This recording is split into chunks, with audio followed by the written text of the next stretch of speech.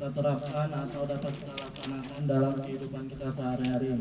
Baiklah, langsung saja kita masuki acara yang ketiga, yaitu muhasabah yang akan disampaikan oleh Al-Ustadz. Pada Al-Ustadz, waktu dan tempat dipersilakan.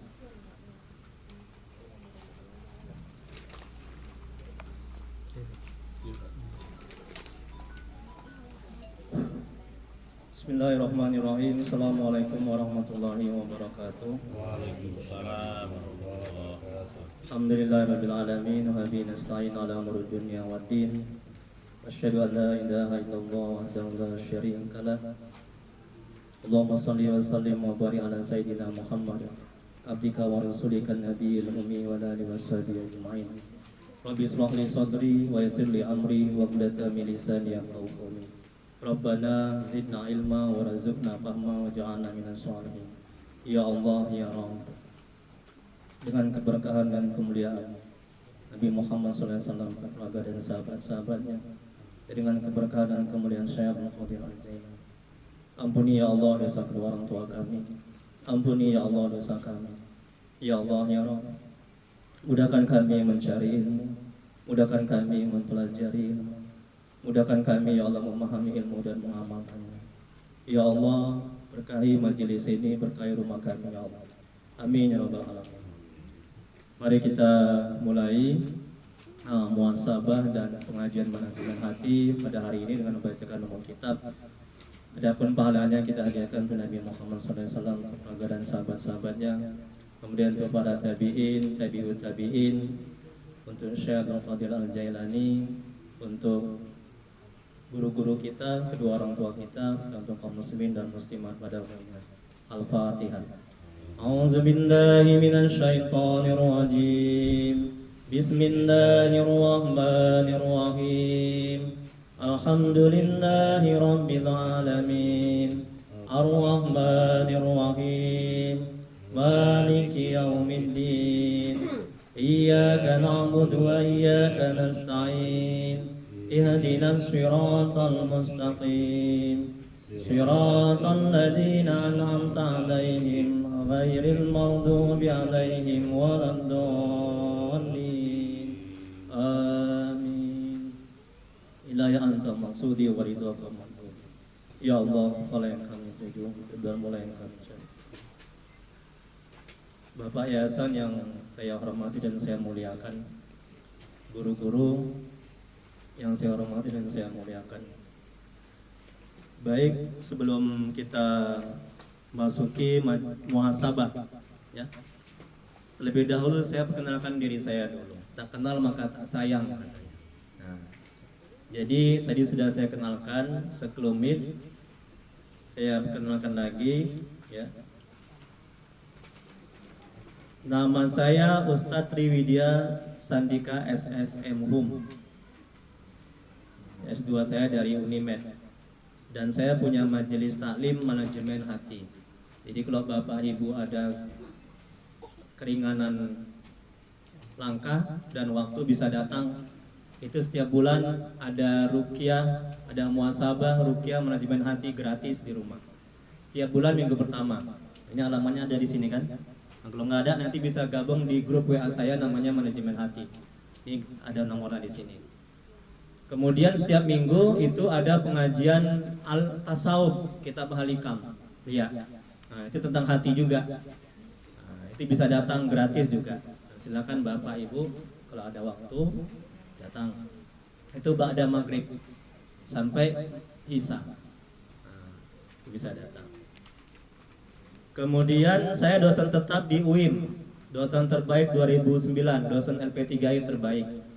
Jadi kalau kita bisa menata hati kita, Bu, Pak, kita bisa menjadi guru yang terbaik. Masya Allah. Benar nggak, Bu, Pak? Iya kan? Karena semua bersumber dari hati. Kalau hati kita baik, ngajar kita juga baik. Kalau hati kita buruk, ngajar kita pasti jelek. Kita nggak akan ikhlas mengajar. Tahunnya gajian aja. Fokusnya duit aja. Betul nggak, Pak, Bu? Ya? Itu semua bersumber dari hati. Seperti yang saya bilang tadi kan Rasulullah SAW bersabda yang artinya Dalam tubuh ini ada segumpal daging, kata Nabi. Apabila itu daging itu rusak, maka rusaklah seluruh anggota tubuh. Apakah itu?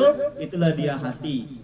Kalau hati kita itu baik, pikiran kita baik, kita akan semangat mengajar, kita akan ikhlas dalam mengajar, kita akan sungguh-sungguh dalam mengajar. Buktinya ini saya nih, dosen terbaik LP3I.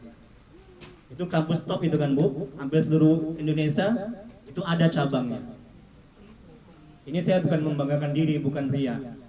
Nauzubillah. Ini untuk memberikan motivasi dan contoh. Ini perlu seorang ustadz supaya tergerak hati untuk belajar manajemen hati. Berikutnya, Santri Alamin. Nah, saya ini abang saya nih dia, Pondok Pesantren Alamin Madura. Nah, saya sangat mengagumi dan menghormati dia. Ilmunya banyak, orangnya tawadu, rendah hati. Amin. Ganteng lagi orangnya. Istrinya baru satu. Nah, baru satu. Hah? Berdua. Enggak bercanda nih, Mas. Bercanda, jangan tegang kali. Kemudian berikutnya saya mengajar Al-Qur'an, tajwid. Ya, tajwid, kemudian ya makhrajnya, pengucapannya, iqra juga. Kemudian saya juga meruqyah. Ruqyah, alhamdulillah saya sampai juga ke Malaysia meruqyah. Saya sudah lama meruqyah. Orang yang kemasukan jin diguna-gunai, alhamdulillah banyak yang sembuh. Di YouTube saya juga tengok itu.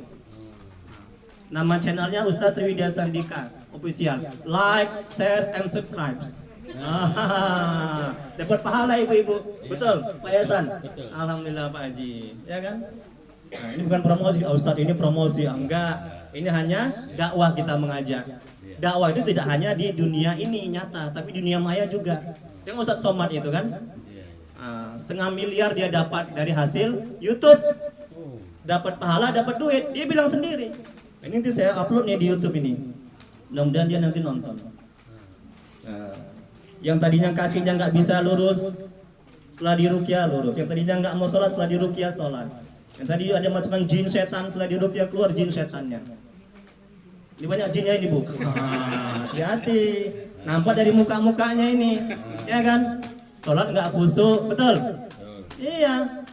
Nah, hati sering galau, betul Bu? Nah, iya, betul pula katanya kan, tengok itu. Ketika ada kawan sama gurunya kayak pangkat, dia yang uring-uringan, dia yang stres, ya kan? Ada guru dapat dana bos, dia yang opname di rumah sakit. Kok dia yang dapat ya? Mana aku kan rajin. Udahlah, hati itu kan, iri, dengki, senang melihat orang susah, susah melihat orang senang. Betul Pak Haji? Betul. Iya, perbaiki hati. Jagalah hati, jangan kau kotori. Jagalah hati, lentera hidup ini. Siapa itu Bu? Siapa itu Bu? Nyanyian siapa itu? Siapa? Tombol hati itu ya Pak. Agim. Iyalah tombol hati kan obat hati. Jagalah hati. Berikutnya bahasa Inggris. Saya dosen bahasa Inggris. S2 dan juga di samping dosen saya juga dakwah muruqyah ya. Karena basic saya dari pesantren. Udah cukup. Ada pertanyaan sini Bu mengenai identitas saya? Istri baru 1. Insya Allah 2. Ada yang daftar?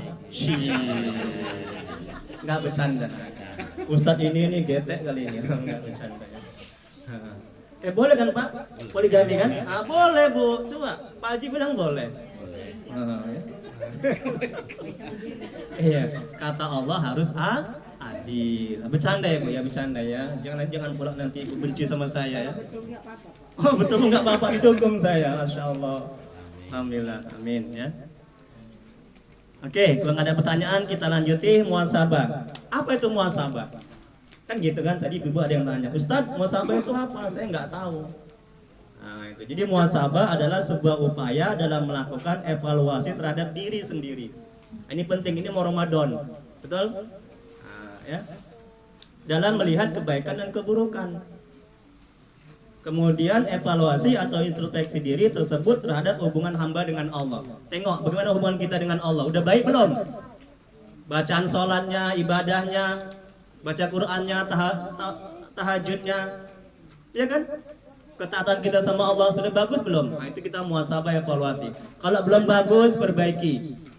Yang tadi bacaannya belum baik, Bu, perbaiki. Belajar Al-Quran, tajwid. Karena kalau sholat bacaannya nggak benar, sholatnya nggak diterima. Betul Pak Ustadz Indra? Insya Allah. Ya, nah itu. Kemudian apa lagi? Hubungan hamba dengan Allah, hubungan manusia dengan manusia, hablum minan nas. Kita evaluasi. Adakah kita menzalimi orang, nyakiti orang, sama orang tua? Kalau ada, minta maaf. Bertobat kita, mohon ampun. Nah itu kita renungkan itu. Itu penting itu. Kalau kita nggak muhasabah, kita nggak tahu kita salah atau enggak. Betul Pak Yasan? Iya kan? Kita nggak tahu kita banyak dosa atau enggak. Gimana amal ibadah kita? Iya kan? Kita lalai terus. Kerja aja, sibuk aja dengan dunia beserta isinya. Iya kan? Kita nggak merenung, kita nggak evaluasi. Makanya penting nih muhasabah. Makanya Ustaz Indra tadi bilang muhasabah dan manajemen hati. Cocok kali itu. Ya nggak lama, sekitar 7 menit aja muhasabah. Nanti kita masuk ke manajemen hati. Kemudian berikutnya, ya, serta hubungan manusia dengan dirinya sendiri, hablum minan nas, menzolimi diri sendiri. Nah, kita muhasabah evaluasi. Apa dalilnya Ustaz? Firman Allah dalam Al-Quran, hai orang-orang yang beriman, bertakwalah kepada Allah, dan hendaklah setiap diri memperhatikan apa yang telah diperbuatnya. Nah itu dia dalilnya. Ini perintah Allah. Ya, untuk hari esok yaitu akhirat, dan bertakwalah kepada Allah, sungguhnya Allah Maha mengetahui apa yang kamu kerjakan. Quran surah Al-Asr ayat 18.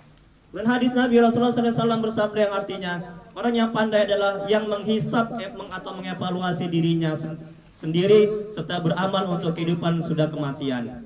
Sedangkan orang yang lemah adalah yang dirinya mengikuti hawa nafsunya serta berangan-angan terhadap Allah Subhanahu wa taala. Hadis riwayat Imam Tirmidzi. Kemudian berikutnya Umar bin Khattab, semoga Allah merahmati dan meridhoinya, berkata, hisaplah diri kalian sebelum kalian dihisap. Tengok itu kata Umar. Dan timbanglah diri kalian sebelum kalian ditimbang, karena lebih mudah bagi kalian menghisap diri kalian hari ini daripada besok di hari kiamat. Nanti di hari kiamat nanti susah, ya. Makanya hisap sekarang diri kita. Udah? Dan bersiaplah untuk menghadapi pertemuan terbesar. Ketika itu kalian diperlihatkan dan tidak ada sesuatu pun pada kalian yang tersembunyi. Nah, nanti lain kali pertemuan berikutnya, masukan saya muhasabah, manajemen hati, muhasabah, ruqyah kita buat nanti rame-rame. Wah pasti pada jerit-jerit gitu. Melihat itu, iya. Ada aura-aura negatif hati saya. Lain waktu nanti kita ketemu lagi. Ini masukan. Jadi kita buat muhasabah, ruqyah, baru manajemen hati. Nah, kalau sekarang waktunya nggak cukup untuk ruqyah ini. Nah, ya, ini hanya masukan, hanya mengajak. Kewajiban ustaz untuk mengajak kebaikan. Betul Pak Haji? Iya. Terlepas mau atau tidak itu urusan ibu sama bapak. Kemudian manfaat muhasabah. Ini perhatikan Bu, manfaatnya Bu. Banyak manfaatnya Bu, Pak. Yang pertama Allah ridho, Allah suka sama orang yang sering muhasabah dan mendapatkan pahala. Karena muhasabah ini ibadah.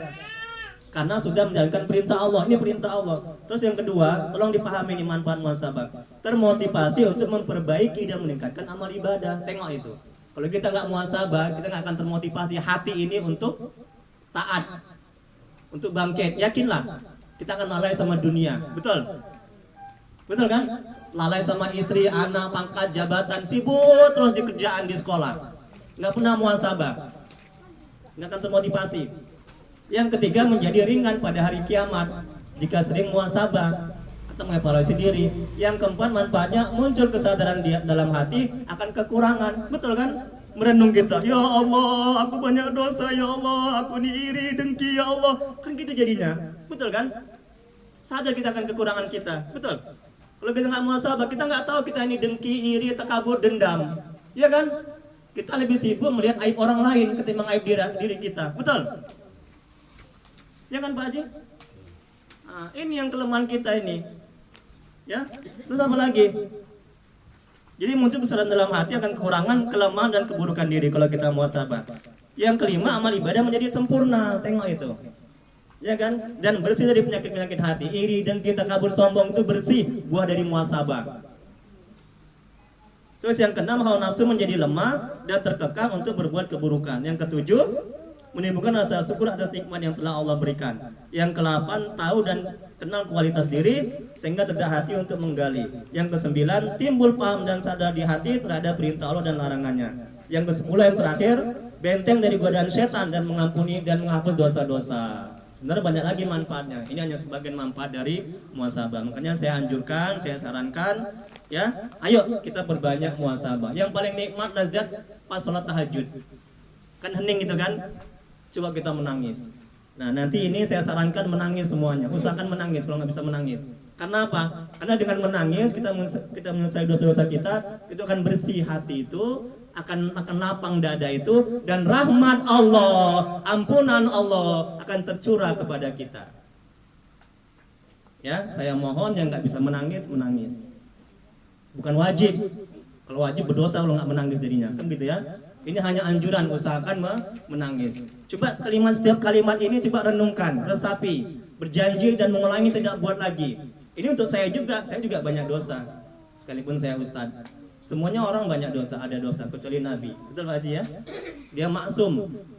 Nah, jangan merasa nggak ada dosa, ya. Oke, ada pertanyaan sebelum kita mulai? Bu, Pak. Jadi semuanya tundukkan kepala, ya. Jangan ingat yang lain. Nah, tolong diresapi kalimat demi kalimat. Usahakan sambil menangis berjanji kepada Allah, tidak buat dosa lagi, tidak buat maksiat lagi.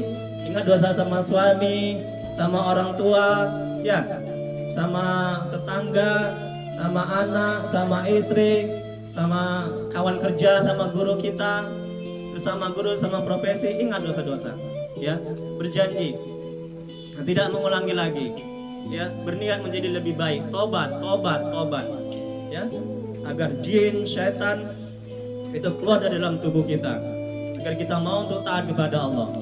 Bisa ya Bu ya? Halo, bisa ya Bu ya? Nah, sekarang tundukkan kepala semuanya. Jangan main-main, konsentrasi. Nanti kalau nggak konsentrasi masuk setan jinnya nanti. Konsentrasi, ya, resapi, jangan mengobrol. Resapi kalimat demi kalimat, hayati kalimat demi kalimat.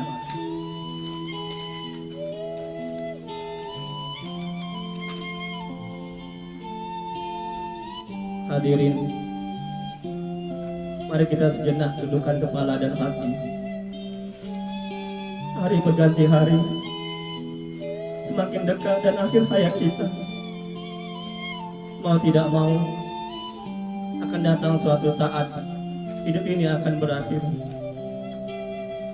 Entah berapa lama lagi umur yang tersisa. Mungkin ada di antara kita masih tinggal berapa tahun, bulan atau hari, atau mungkin ada di antara kita pertemuan ini adalah pertemuan yang terakhir. Allah sudah menciptakan, Allah sudah menetapkan kapan kita akan pulang. Bila ajal sudah tiba, tidak bisa diakhirkan atau tidak bisa dimajukan walau sesaat. Hadirin, bila suatu saat malaikat maut menjemput kita, tidak ada suatu pun yang dapat mencegahnya. Bila suatu saatnya tiba, apakah kita benar-benar siap dicabut nyawa kita? Bila saatnya tiba, apakah dosa-dosa kita sudah diampuni? Apakah orang tua kita ridho saat kita sakaratul maut? Apakah orang-orang yang kita zalimi, yang kita sakiti, yang kita ambil haknya sudah memaafkan kita saat sakaratul maut? Apakah kita sudah minta maaf kepada orang tua kita? Hadirin, sekarang renungkan, sudah berapa lama sepanjang hidup kita berani melawan orang tua? Sudah berapa lama sepanjang hidup kita berani membentak dan berlaku kasar kepada orang tua? Sudah berapa lama sepanjang hidup kita hanya bisa membuat air mata mereka menetes karena kelakuan kita? Hadirin yang dirahmati oleh Allah, sekarang bayangkan kembali, seandainya kita mengalami seperti saudara-saudara kita yang tertimpa bencana. Ribuan orang menjadi anak yatim piatu, dan mereka tidak mempunyai ayah dan ibu. Sekarang bukankah kita masih punya ayah dan ibu? Tapi bayangkan apa yang telah kita lakukan kepada mereka. Bayangkan satu persatu, kemarin, minggu lalu, bulan lalu, dan tahun lalu, dosa apa yang telah kita buat kepada orang tua kita.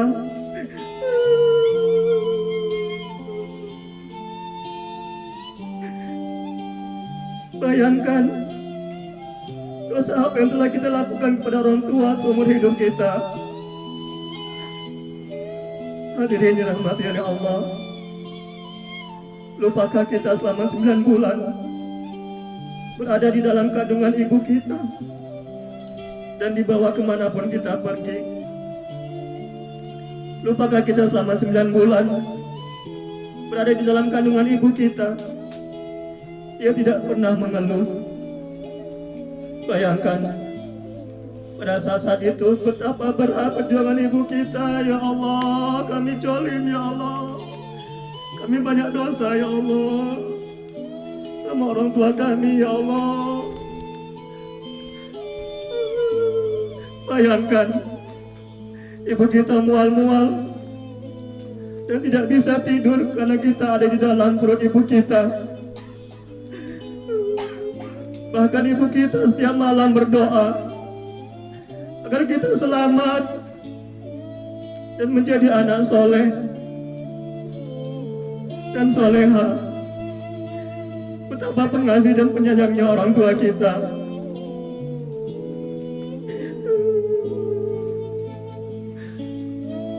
Hadirin yang dirahmati oleh Allah, bayangkan setelah 9 bulan kita di dalam kandungan ibu kita, ia pun berjuang untuk melahirkan kita dengan bersimbah darah ya Allah, dan terasa sakit yang amat sangat. Bahkan ibu kita rela meninggal dunia asal kita selamat. Dia berdoa agar kita selamat. Ayah kita pun begitu tegang dan khawatir. Ia pun menyanyikan doa agar kita selamat. Ketika kita lahir selamat, ibu dan bapak kita mengucapkan rasa syukur kepada Allah. Ya Allah, ibu dan bapak kita selalu terbangun di tengah malam karena kita menangis. Mereka tidak pernah istirahat dengan baik dan sempurna karena menjaga kita. Mereka orang tua mengajari kita berjalan, dan mereka tidak pernah meminta balas atas jasa-jasa yang telah mereka berikan dengan tulus kepada kita.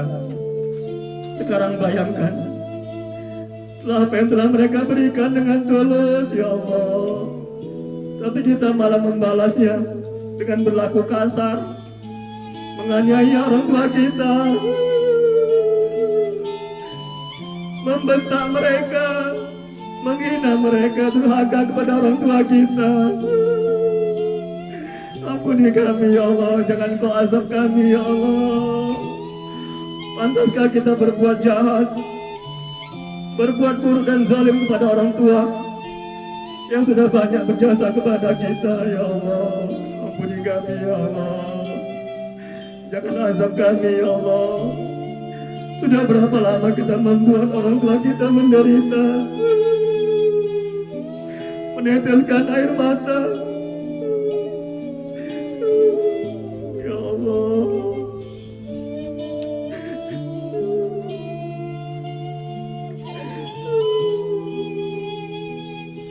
hadirin dirahmati oleh Allah, apakah saat dicabut nyawa kita, tubuh kita sudah bersih dari dosa? Apakah lisan kita bisa menyebut nama Allah saat nyawa dicabut? Apakah akhir hayat kita husnul khotimah? Ya Allah, kami takut ya Allah.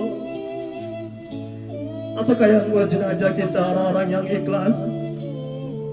Apakah anak-anak kita kelak yang akan mensolatkan kita? Ya Allah. Hadirin yang dirahmati oleh Allah, kenanglah, bayangkan Ketika tubuh ini sudah menjadi mayat, tubuh ini sudah dingin dan kaku. Kalau kita sudah mati, tidak ada amal yang bisa kita lakukan, ya Allah. Waktu kita diusung menuju kuburan, tidak ada yang kita bawa selain kain kafan. Lihat lahan untuk kita sudah tersedia. Kita dimiringkan ke kiblat, kain kafan di wajah dibuka, lalu ditutup papan di sekitar tubuh kita. Gelap dan sendiri, ya Allah, kami takut, ya Allah, dengan asap kami, ya Allah.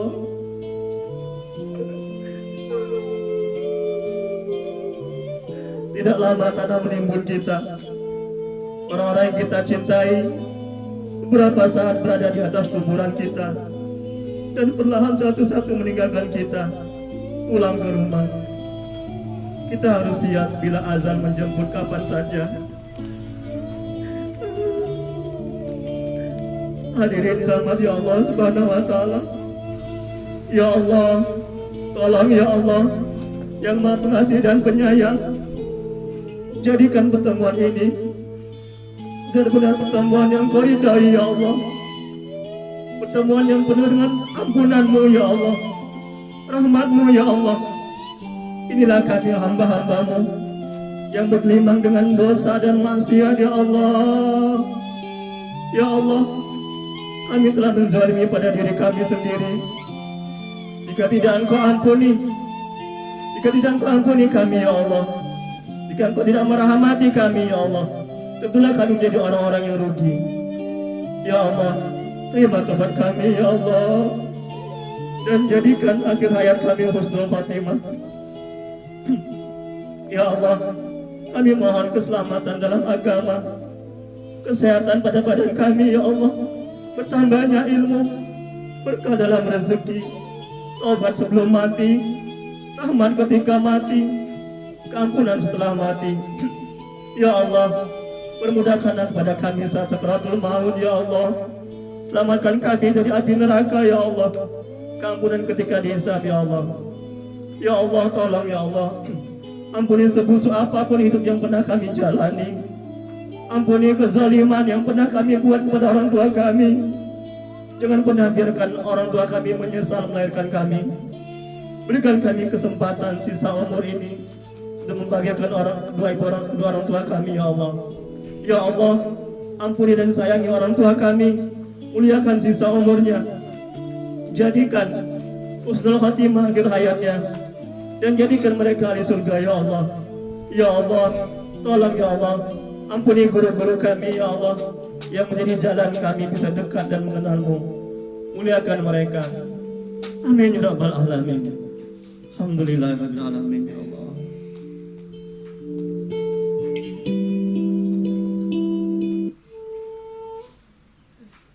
Alhamdulillah rabbil alamin. Bapak Ibu yang dirahmati oleh Allah Subhanahu wa taala. Ya, kasih tisunya, yang menangis-nangis kasih tisunya.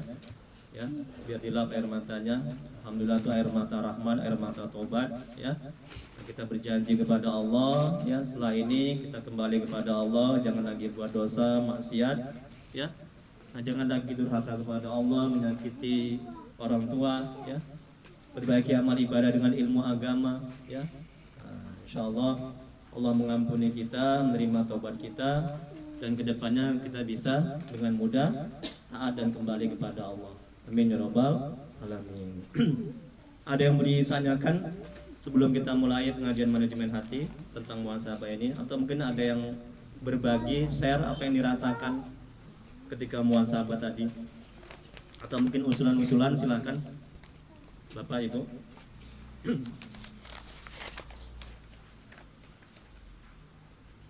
Ya, Pak Indra, Ustadz Indra, apa yang dirasakan? Saya ingin dulu, coba berbagi dulu. Kayaknya tadi saya lihat menangis, deresapi sekali, coba. Ini untuk jemaah saya yang di apa juga netizen, para YouTuber nih juga. Biar mereka mau tahu apa yang dirasakan. Apa begitu menangis ya, begitu meresapinya. Coba berbagi dulu, jadi ladang amal. Assalamualaikum warahmatullahi wabarakatuh. Waalaikumsalam warahmatullahi wabarakatuh. Alhamdulillah, setelah Ustaz menyampaikan Muhasabah. muhasabah kepada Iya. kami, Iya, iya, karena kepada diri saya sendiri. iya, iya, Saya selaku hamba yang kecil yang lemah, iya, masih banyak kekurangan atau Iya, dosa iya. yang saya lakukan, iya, banyak kurangan kita juga semua ya, iya. terutama kepada orang tua. Orang tua ya, masya Allah, ya Allah, sedih. Apalagi Hmm.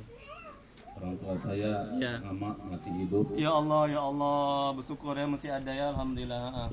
tapi saya masih banyak Iya, kesalahan kepada beliau, iya, ya Allah. karena beliau selalu menyampaikan kepada saya, Iya, banyak-banyaklah mengerjakan sholat tahajud dan duha. ya Allah, pesan orang tua itu ya, banyak salat tahajud dan salat duha, itu bisa kita amalkan itu juga, tidak hanya untuk Ustaz Indra, Pak Indra, ya terus. Tapi itulah Hmm. yang masih berat, Yang masih yang berat saya ya. lakukan. Iya, iya. Kadang saya terbangun sholat tapi sebentar, Iya, kadang terbangun tidak melaksanakan sholat iya. tahajud. Begitu juga sholat duhanya masih kadang-kadang kadang-kadang dilaksanakan, kadang-kadang Iya. tidak, Bolong-bolong ya. bolong-bolong. Iya, iya. Dan inilah Iya. mungkin dengan muhasabah yang kita dengar sama-sama Iya. disampaikan oleh Ustaz, Iya. kita sama-sama akan memperbaiki diri kita. Iya. Semoga kita lebih meningkatkan lagi amal ibadah kita, Iya. apalagi mau mendekati menjelang Ramadan. Iya, betul. Terima kasih Ustaz. Assalamualaikum warahmatullahi wabarakatuh. Iya. Waalaikumsalam warahmatullahi wabarakatuh. Tabarakallah ya, semoga Allah memberkati ya, merahmati ya. Ustaz Indra ya, Pak Indra, alhamdulillah. Ya, jadi ini untuk kita semua, termasuk saya, ya. Nah, jadi diharapkan supaya kita sering-sering bermuhasabah. Kemudian ini menjadi titik awal kita kembali kepada Allah, kita dekat kepada Allah. Yang tadinya kita buruk menjadi baik, kan gitu diharapkan ya. Yang tadinya sholatnya belum baik menjadi bagus, yang tadinya kita ada mesti menyakiti orang tua menjadi berbakti kepada orang tua, dan seterusnya ya. Oke, baik, ada lagi mungkin tambahan atau mungkin ditanyakan atau yang mau sharing berbagi? Nah, kalau nggak ada? Oke, kalau nggak ada kita masuki kajian manajemen hati. Nah, lihat ini mungkin ada semuanya, udah ada ininya kertasnya, ini materi. Kenapa saya kasih materi supaya jangan lupa, ya kan? Karena kalau hanya bercakap-cakap, ceramah-ceramah, saya yakin pasti lupa. Nah, jadi kalau ditulis begini, nah, ingat, insya Allah selamanya. Nanti disimpan ini. Nah, ini dibagikan nanti. Nah, disampaikan sama yang lainnya. Ini ada ilmu manajemen hati dari Ustadz kami, dapat pahala. Ya. Hikmah yang pertama, jadi ini berupa hikmah-hikmah. Tiap hikmah ini beda-beda isinya, ya. Ini sumbernya banyak, tidak hanya satu. Di antaranya kitab Halikam. Ini saya bukan ngarang-ngarang, ini kutipan-kutipan dari ulama-ulama, ustadz-ustadz, ya, syekh-syekh, itu orang-orang soleh. Itu saya kutip-kutip. Nah, saya masukkan kemari. Kemudian insya Allah saya amalkan dan kita bisa amalkan. Di antara kitabnya kitab Halikam, rujukan kitabnya ini untuk membuat ini kajian manajemen hati. Saya sudah buat bukunya, ada 9 kitab, dan kitab Halikam begitu juga ada 9 kitab yang saya buat. Kemudian rujukan kitab yang lain yaitu karangan Imam Al-Ghazali, kitabnya Ihya Ulumuddin. Kemudian Qutul Qulub, Syekh Imam Abu Talib Al-Maki, dan banyak kitab yang lainnya untuk membuat kajian manajemen hati ini, ya. Jadi setiap hikmah saya berikan sesi pertanyaan, biar jangan ngantuk, biar jangan bosan, biar jangan tidur. Nah, ya, jadi hidup ya. Saya begitu kalau ngajar di kampus. Saya ngajar sebentar, udah saya berikan sesi tanya jawab. Ngajar sebentar, jadi hidup kelas itu. Jadi kita banyak diskusi. Kita tidak hanya monoton satu arah, dosen aja yang bercakap di muka. Ini juga bisa ibu terapkan nanti bu, bapak di sekolah. Nah, ya begitu. Jadi jangan hanya gurunya aja yang bercakap menerangkan. Saya yakin pasti bosan, gitu ya Pak Haji ya. Nah, Jadi supaya hidup itu, saya begitu kalau ceramah ada tanya jawab, lebih banyak tanya jawab, itu lebih hidup dan tidak bosan. Oke, hikmah yang pertama, kalau kita menderita, ini sekitar 10 menit lagi ya Ustaz Indra, sampai jam 12 lewat 10 menit lagi lebih kurang. Setuju Bu? Nah, setuju ya? Kayaknya perutnya ada bunyi-bunyi, hati saya merasakan. Kalau orang yang tukang ruqyah pasti tahu itu. Jadi hatinya tuh peka. Betul nggak Bu? Jujur, alhamdulillah. Susah nggak bisa dibohongi. Nggak bercanda ya Bu ya.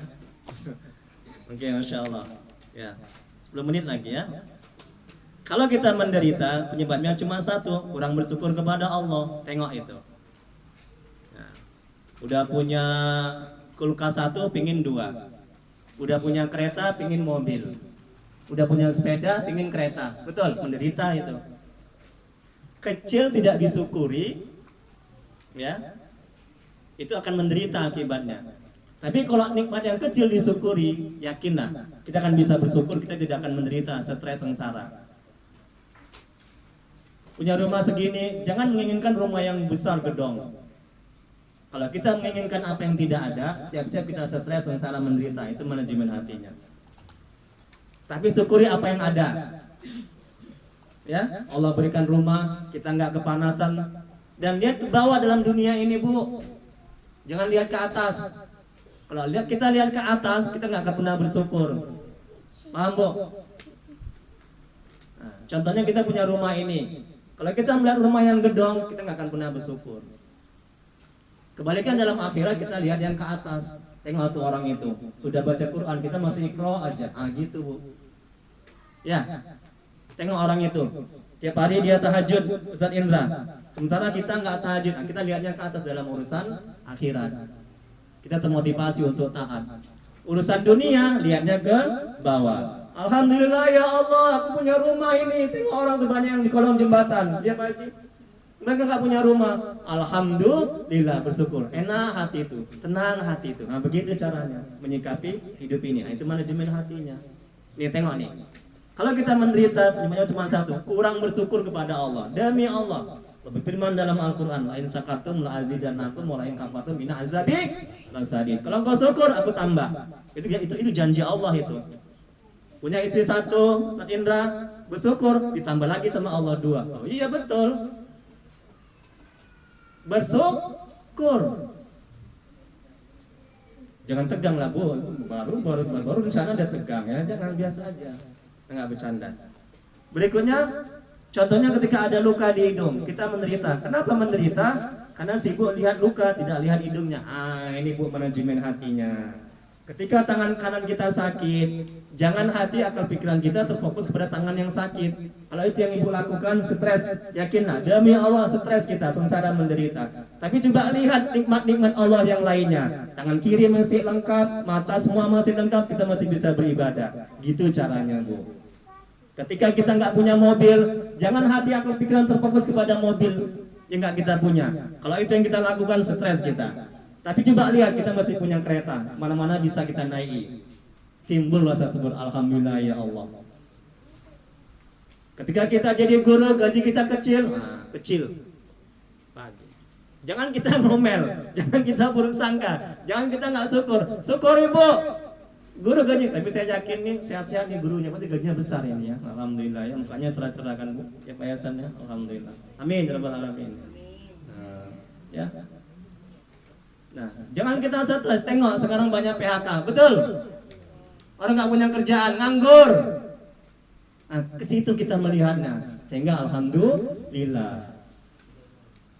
Nggak ada gaji itu kecil atau besar, yang ada hati kita nggak mensyukuri. Besar pun kalau hati kita nggak mensyukuri, stres. Betul nggak?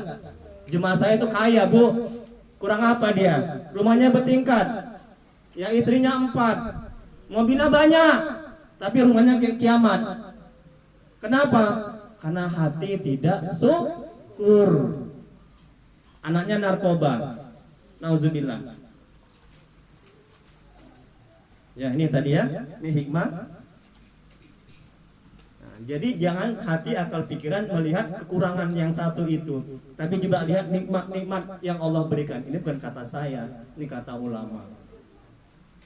Alhamdulillah sudah saya amalkan. Saya belum punya mobil, ya. Uang saya habis saya investasikan buat anak saya sekolah ke pesantren-pesantren. Yang satunya di Gontor. Tapi alhamdulillah hati saya bersyukur. Kenapa saya masih bisa sehat, masih ada kereta, masih bisa ceramah, berdakwah.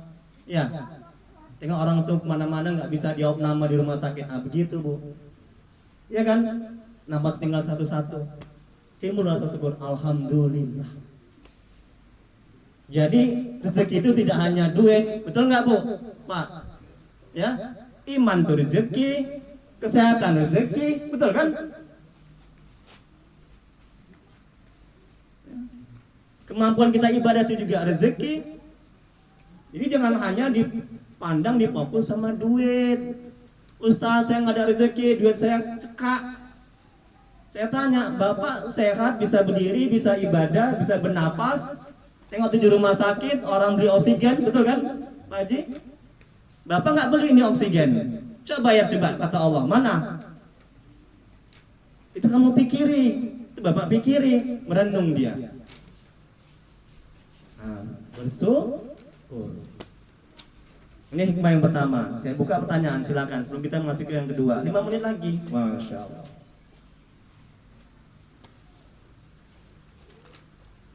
Ada pertanyaan bu? Pak? Bebas. Mengenai fikih juga, tapi mazhab Syafi'i.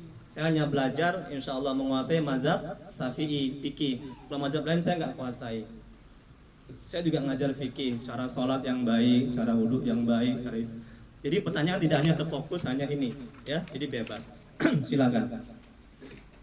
Kalau nggak ada kita masuk hikmah yang kedua. Ya, 4 menit lagi waktunya. Ya silakan. Ya Pak Haji, Pak Yasana. Nah, ini ada yang menyatakan Pak Haji. wudhu itu yang pertama. Ya.